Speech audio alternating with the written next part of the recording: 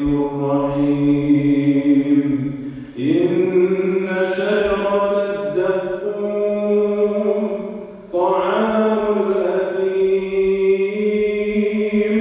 كالمهل يغلي في البطون كغلي الحميم خذوه فاعتلوه إلى سواء الجحيم ثم صبوا فوق رأسه من عذاب الحميم ذق إنك أنت العزيز الكريم إن هذا ما كنتم به تمترون سبحانك اللهم وبحمدك نشهد أن لا إله إلا أنت ونستغفرك ونتوب إليك. Our first speech, inshallah, is by Sheikh Shirazi. He will be discussing with us what is the system that is currently slaughtering our ummah in Gaza and beyond. What is the system that we see that there are kids that are playing as they should be and they are being killed in broad daylight? What is the system that has killed over 50,000 of our brothers and sisters in Gaza alone? And what is the system that has claimed millions of our brothers and sisters' lives in the past 3 decades alone? So I pass the mic over to Sheikh Shirazi. إن الحمد لله نحمده ونستعينه ونستغفره ونعوذ بالله من شرور أنفسنا ومن سيئات أعمالنا من يهدي الله فلا مضل له ومن يضلل فلا هادي له وأشهد أن لا إله إلا الله وحده لا شريك له وأشهد أن سيدنا محمدا عبده ورسوله. Dear brothers and sisters, I greet you with the greetings of paradise. Assalamu alaikum wa rahmatullahi wa barakatuh.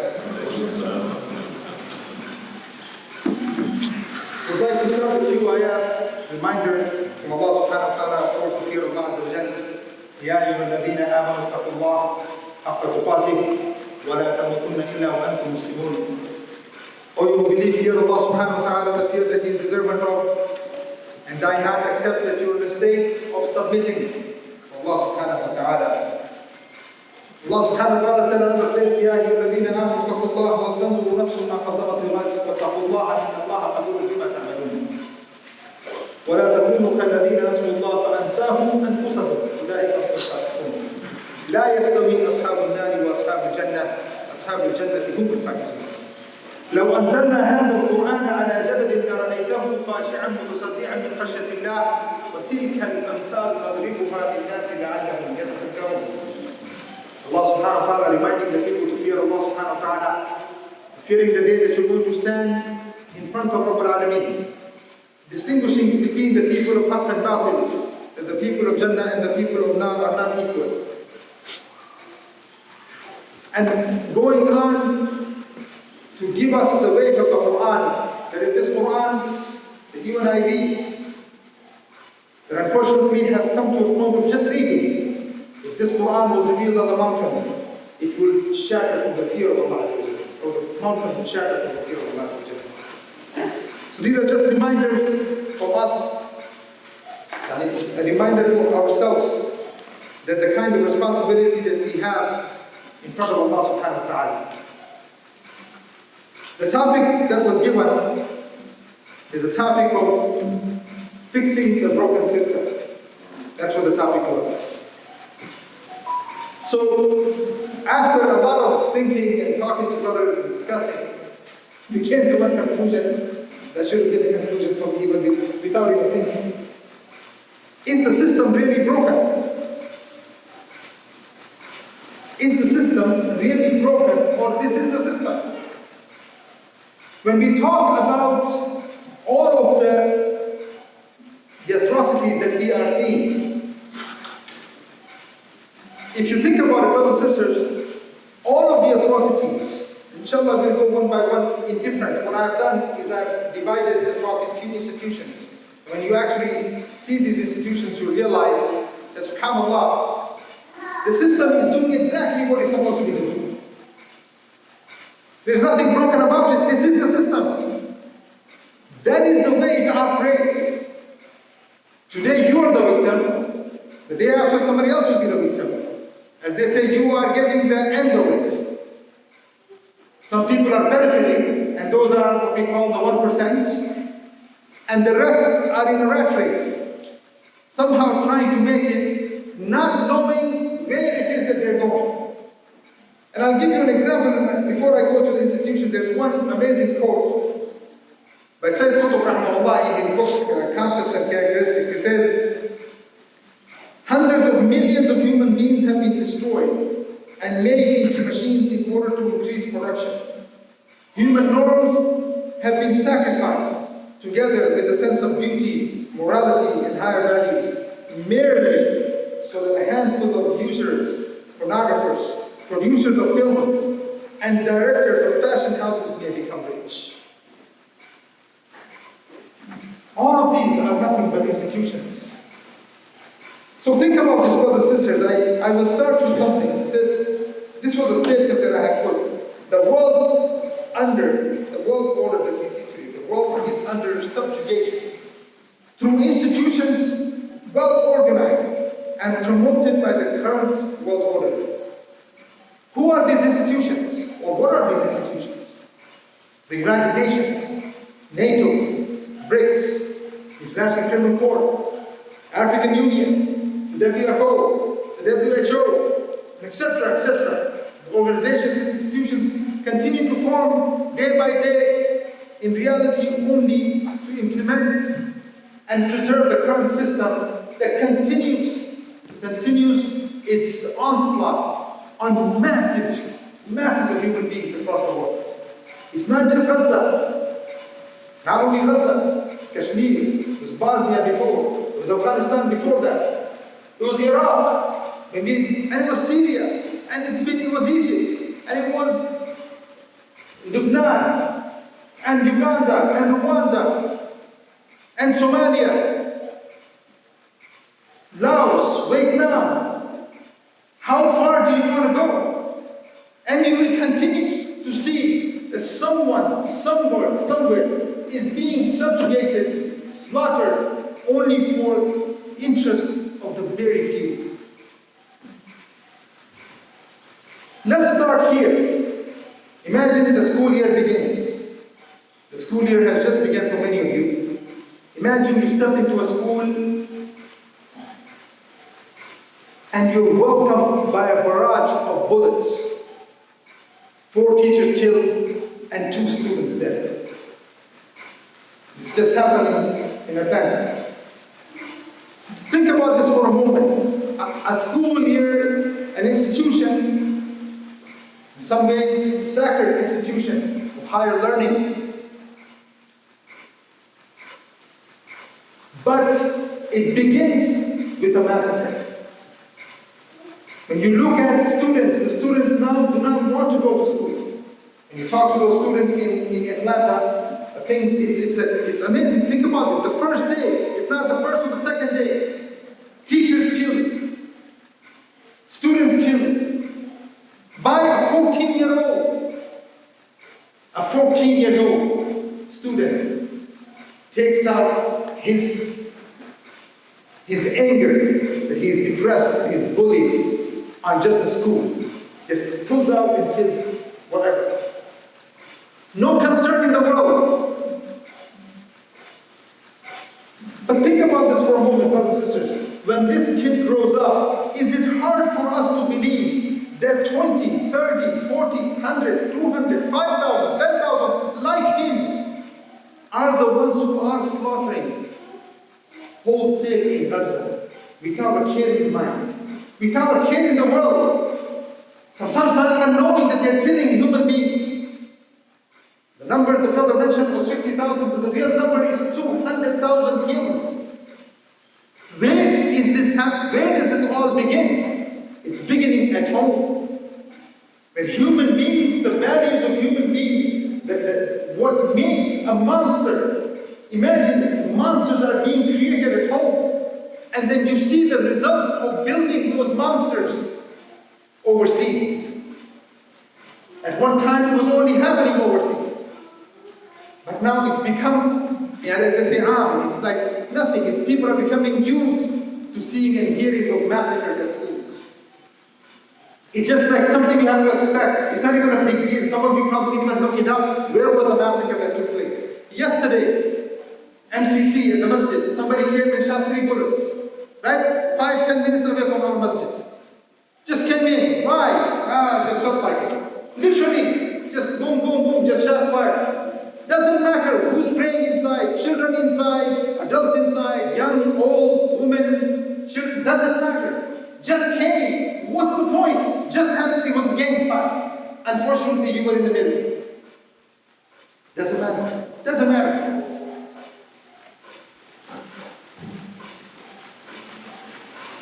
Let's continue for a moment here. Brothers and sisters, it's funny that, many of you may have heard of somebody named Brzezinski. Especially if you are on the campus, you're going to, it's supposed to be one of the unknown campuses. He wrote a book, it's called Out of Control. It's a very interesting book, if you get a chance, read it. So he talks, in there's a chapter there talking about utopia, it's called religious utopia, something like that. He's talking about this, maybe some of you remember, we were discussing this the other day in one of my sessions. And what he was saying is that with all of this wealth that is being brought to this country because of what's happening across the world, there is one thing that is going to happen here, and that will be the emptiness of the masses. You're going to have a situation, it's going to get to a point where you will have educated but empty people, empty human beings. Why? Because one of the things secularization will do, and he was talking about, of course, after 92, after the fall of Soviet Union, this and that and the other, but he was saying, fine, we use religion to fight Soviet Union, but now secularization will have its own effects, and one of those things is depression, one of those things is emptiness of the masses, that we have to put something in their minds and hearts to take them away from that emptiness. Because this is something that we are going to feel the wrath of. It's going to happen. When he was writing this book in 1992, 93. And so when you see that, when you talk about a child, a 14-year-old, going and doing what he's doing, what's happening to him? It's emptiness. There is no identity. There is no reason to live. There's no cause. There's no objective. There's no purpose in life. Why do you serve? What is the point? There's no point. So either I will kill or I'll be killed. Forget about it. Doesn't matter. Life has no value. Now, all of this, dear brothers and my sisters, let's go to some of the institutions. I'll just talk maybe 3 or 4. United Nations.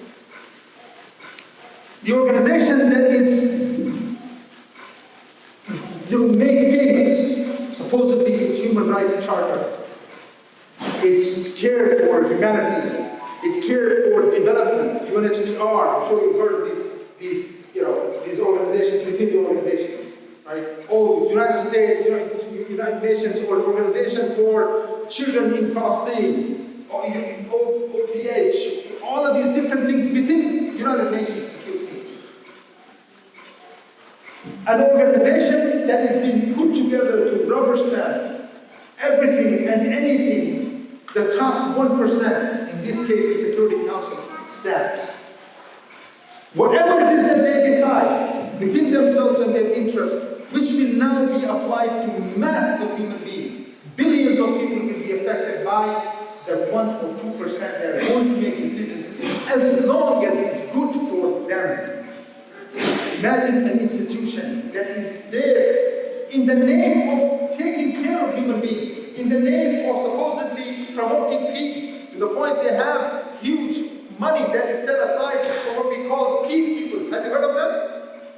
You've heard of peacekeepers, right? The United Nations peacekeepers? I'm still trying to find them where they are. Somehow, I don't know, they don't exist anymore. But our armies are used for that. Bangladesh. Imagine the amount of, the number of soldiers from Bangladesh being used for so-called peace. These peace, what do you call them? Peace missions. Majority of them from third world countries, and if not Muslim countries, utilized to supposedly implement peace in the world. And this is the same United Nations or the Peace Corps. This is the same organization that when people were asked, when killing was taking place in Lebanon, and people were asked, how come you're watching this? You can actually see the killing that's happening in the civil war in Lebanon. They were told, this is not our jurisprudence, or jurisdiction, sorry. This is not our jurisdiction. We can't do anything about that. That's United Nations. Before I was coming here, I was talking, before at the office, I was talking to one of the brothers. I called Somalia. I said, look, I'm reading this, but I just want to make sure this is correct. So we have a brother named Abu Bakr over there. So I called him and said, I heard about the WHO, the World Food Organization, or program. They called it World Food Program. I'm sure you've heard of it. To the point that when you go to Somalia, when you land at the airport, you find the largest planes, the huge planes with the big WFP on them. World Food Program. For some reason, do you realize every year there's a famine there? Do you ever think about it? Every year there's a famine. People don't have enough to eat, but planes are landing with food. Whose food? Who's selling them this food? Where is that food coming from? Are people who, imagine they're next to one of the largest oceans in the world, but people are hungry. So the brother told me, let me tell you what happened about Shirazi, and he actually sent me something saying, I wish I had a PowerPoint, maybe I could have used it, but he said, look, this is what happens. The farmers in the country today, in Somalia, the farmers today cannot grow their own food. Why? Because the foreign powers, like US, like others, they bring the food from outside and they throw it in the markets of Somalia and Africa in general, so the local farmers themselves cannot grow food, because if they do grow it, who are they going to sell it? So all these non-profits and non-profit organizations and NGOs that are there, that are working, the WFO and all this, bringing in food that they can get on subsidies, they make their money. They make their money. So now that food needs to be put in somewhere, and then they put it in the markets, while the people in those local lands, local regions themselves are suffering to grow their own food. This is supposed to be an organization that is supposed to make life easier for others. But a systematic design, well put together machine in order to make sure people suffer of hunger and continuous famine. Let's look at the institutions. You know, brothers and sisters, when we talk about this person, he said, the 14-year-old, he said one of the reasons why he did the killing is because he said he's gay. And because of bullying, he did what he did. This is the reason he gave yesterday in court. He said he felt that he was bullied. Now, dear brothers, let's look at, I'm going to connect what I'm going to say something.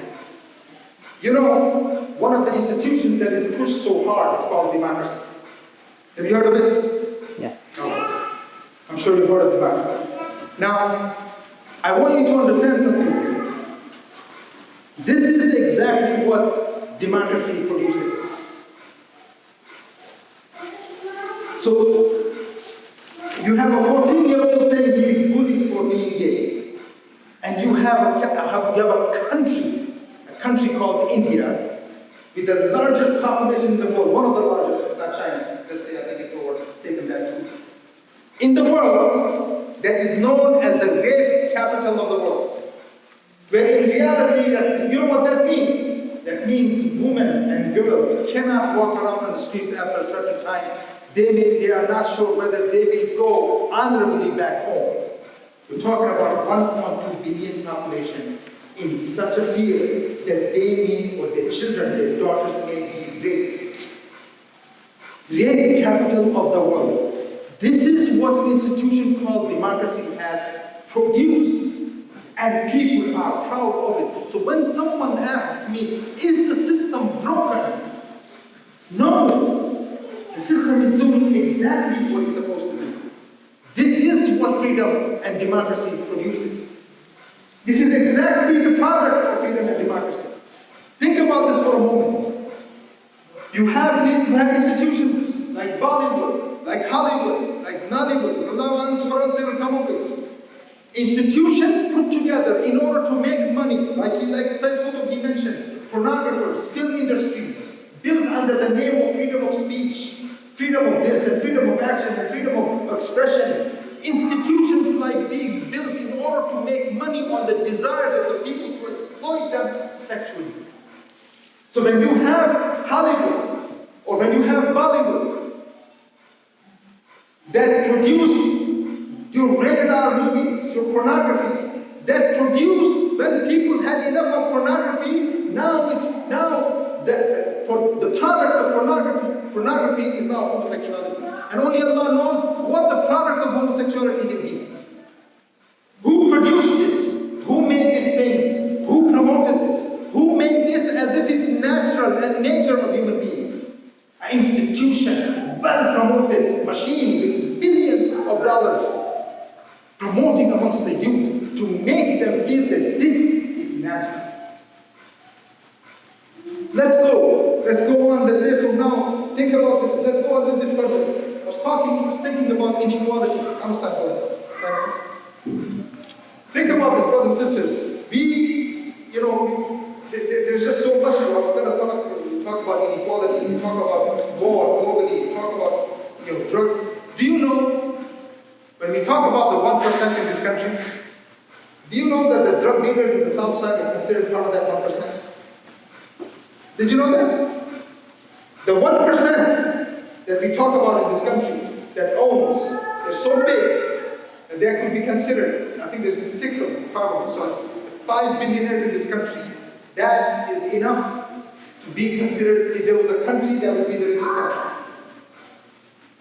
At least one of the richest countries. Now, imagine the 1% that owes money and resources in this country. One of the sectors of that are the drug dealers who sell drugs to your children and my children in the inner cities. The ones who go to jail are the average workers, like you and I, who are trying to make it with what they're taught to us. We are trying to live on some, what's the word I'm looking for here? Some, it's like, here, take some, we have. Scrap, there you go, Jazakallah khair. That's what they are living on, while the 1% are drug dealers selling drugs to not only, you're not talking about small places, neighborhoods, cities. This is not happening out of the blue. It just doesn't happen like that. It happens by systematically designed institutions that make things happen. They're not just whatever. So when we again, going back and talking about concepts of people, going back and saying, why are we as human beings acting the way we are acting? I'll take you back to the same book, with the quote of Sheikh Allah. He says, listen to this very carefully, brothers and sisters. It says, look at the faces of the people and their movements. Literally, think about this, your friends, the guy who stands next to this, what do you call a signal. He's got his hoodie on and doesn't know what in the world is happening, but he's doing his dance. And everybody thinks this is a smart guy life. Oh, he's on his own, leave him alone, let him live. Live and let live. You've seen that, right? And you tell them, what's wrong with you, Akhi? No, that's, this is a smart people today. So now think about this. He says here, look at the faces of the people and their movements and their clothes. Then peer into their minds and survey their thoughts, opinions, and desires. And you will find the people frightened, running away as if hunted down. Imagine, as if hunted down, and never stopping or resting long enough to see anything in the light and its proper perspective.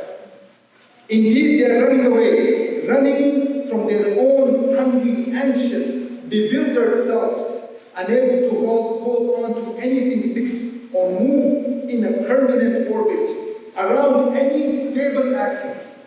But the human soul cannot live by itself, separated from the reality of Allah's universe. Allah's universe, nor can it be connected to such a state or contented in such a state. Thus it becomes shattered and wanders aimlessly, finding neither rest nor peace. Again, he says, standing on the periphery.